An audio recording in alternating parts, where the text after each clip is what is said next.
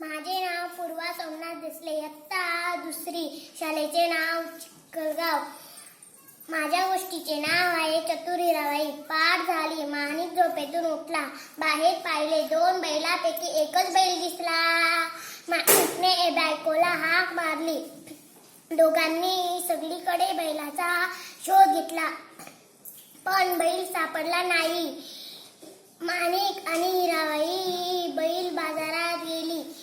अचानक हिराबाई ओरडली, अहो, हा पहा आपला बैल. चोर सापडला. आवाज ऐकून चोर घाबरला. तसे न दाखवता तो बोलला, हा बैल माझा आहे. दोघे भांडू लागले. हिराबाई चतुर होती.